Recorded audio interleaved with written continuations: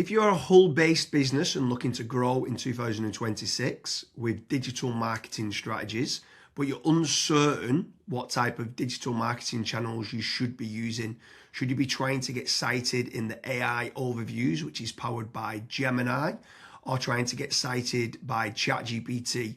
Should you be trying to outsource to a Hull-based SEO agency, a PPC agency that's based in Hull, or trying to get a lead generation service that can provide you with more inquiries in the Hull area?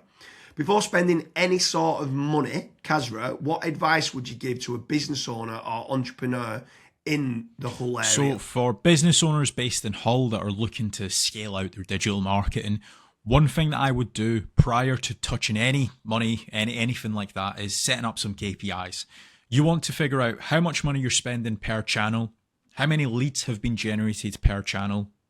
From the leads that have also been generated, how many of them have actually been contactable? Like, is it 5 out of the last 10 leads? Is it 10 out of the last 10 leads? What's that rate looking like? And last but not least, out of the contacted rates, what have been how many of those have you actually been able to convert into paying customers for your business? Once you have those figures in place, digital marketing just becomes a lot more fun. You can scale certain campaigns up. You can turn certain campaigns off as well.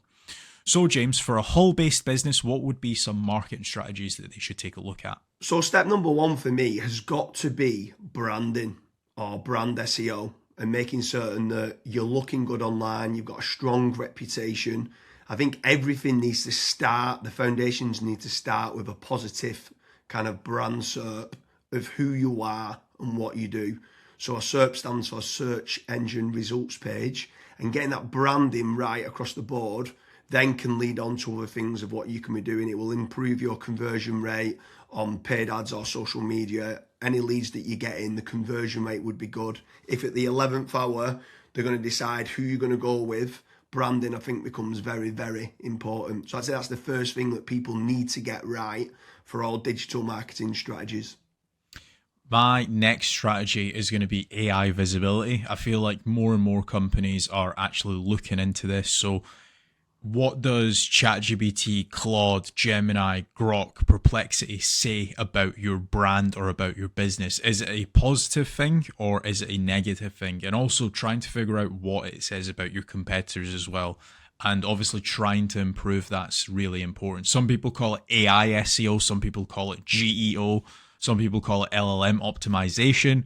But this is going to be a big thing in 2026 and also in the years to come as well. Yeah, I think that's a huge strategy that people need to be looking at with regards to artificial intelligence. More and more people are obviously using AI. The next one for me is filling in the form at FatRank or Promo SEO, which do a commission-based lead generation service for UK companies looking to grow. I think it's important to be looking at your own digital marketing efforts to generate your own leads, but also if you can use some freelancers and outsource some as well, you've got that diversification of leads. So head on over to fatrank.com, fill in the form and see whether they can help you with a no-risk supply of inquiries. Promise you'll also do a very similar performance-based lead generation service as well that you might want to fill in the form with there, and just double check whether you can go and get a third-party lead generation company to top up and start generating you some leads for your business to grow in 2026. Yeah, and then next on the list is Google Business Profiles, so Google Map listings. This is like local SEO where you basically just try and get more reviews. You build out your Google Business Profile in your local area. Now, there's pros and cons to this. I think the biggest pro is that once it is actually ranking, you're going to be consistently generating leads.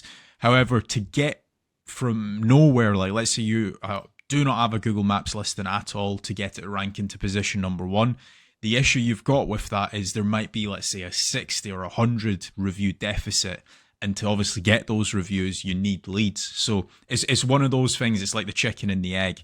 I for one just think it's good for personal branding or for branding of your company. So always try and get the Google Maps listing, but you should always know the pros and cons to it as well. Yeah, for certain. If you're in a local area, you want to try and get those local maps listing. For me, you need to be omni-channel and omnipresent. Yeah. I think the next part is SEO in general, so organic SEO. Can you be building up your website to try and get your website ranking better?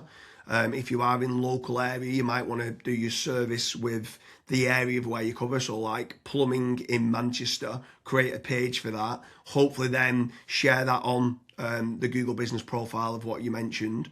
But trying to get organic rankings, the amount of search volume that people are out there searching for different services of what you do, or it could be some blog posts that you could be doing as well.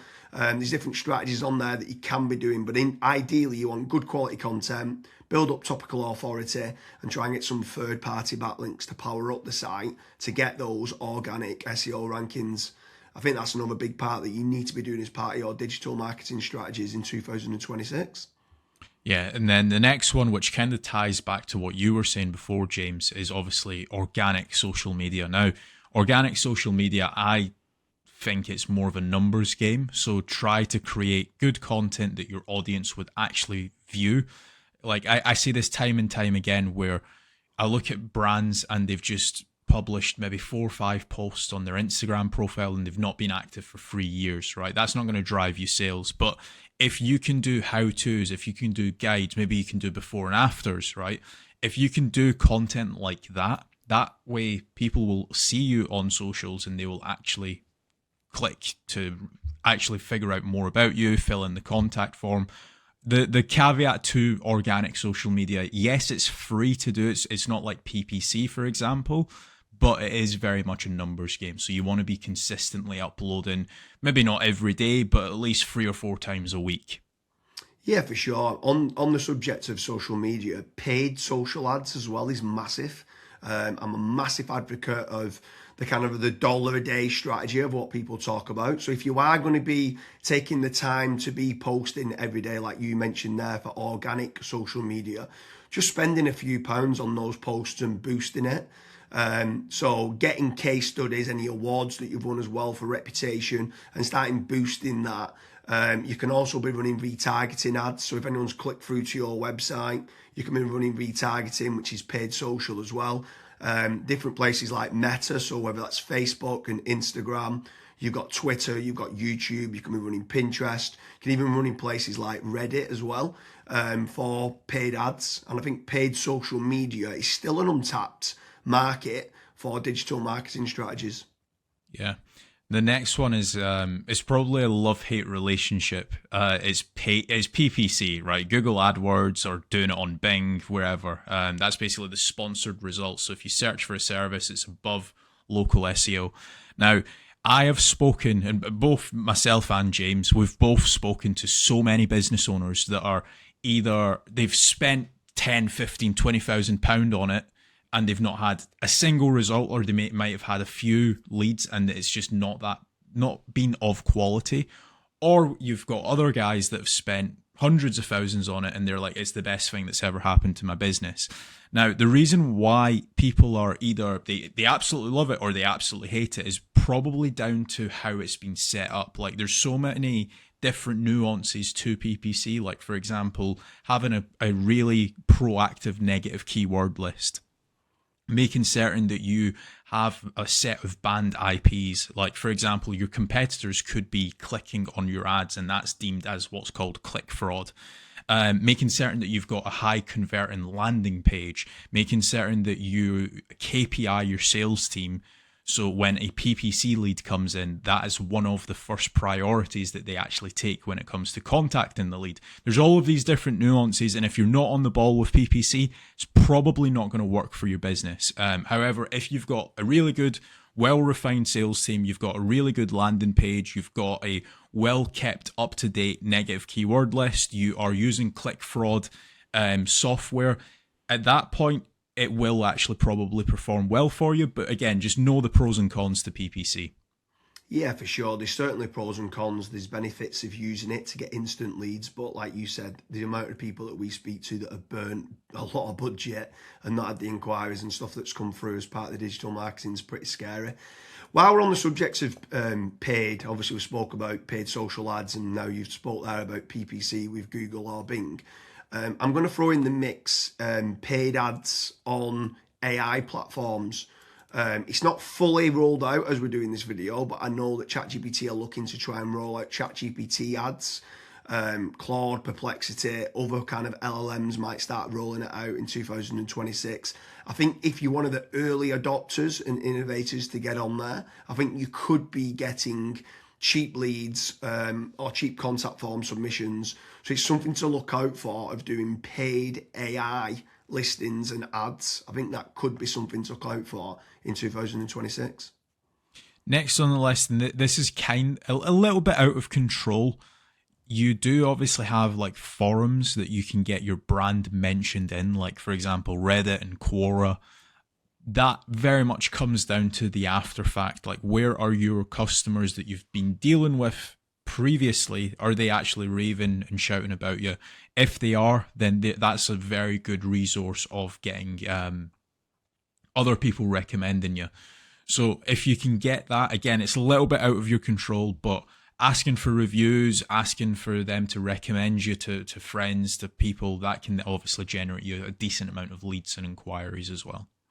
Yeah, for sure. And the add-on benefits to places like Reddit is that it's getting cited so much now in the AI overviews. So when you spoke there early on about AI visibility, if you can try to get a positive kind of lot of people talking about the products and services of what you do and some reviews on there, it's indirectly then going to help you, or directly actually is going to help you with AI visibility. And then the last one for me is tradesman websites, so like Check a Trade, Bark, or teaming up with a third party lead generation company. Something I would say with all of these practices, Kazza touched on earlier about making certain that you understand your KPIs and your ROAS, return on ad spend. I think it's very important for business owners that are doing any sort of digital marketing to be tracking how much time and effort's being put into, let's say, running organic social media or running paid ads. Everything should have KPIs put in place. And this is exactly the same then with tradesman websites like Check a Trade, Bark, Rated People, My Builder. These could all be amazing platforms to generate leads that could get you a positive return on investment. And if you do, you should continue to be using those platforms. There's certain lead generation companies out there as well that could generate you quite a lot of leads. They could be using organic SEO or PPC or social media ads to generate you those leads. But if they are getting you a positive return on investment, again, I'm all for it as part of your digital marketing strategies. But I just want to repeat one more time with regards to FatRank and Promo SEO. They do lead generation and they guarantee a return on investment. It's a commission-based lead generation service or performance-based lead generation service. So make sure you head on over there, fill in the form. That could just be one part of generating leads of many. You should be trying to generate your own. You should never have a single point of failure, and you should be trying to get that diversification. But make sure you head on over to Promo SEO or FatRank lead generation service as part of your digital marketing efforts in 2026. Thank you very much, Kazra.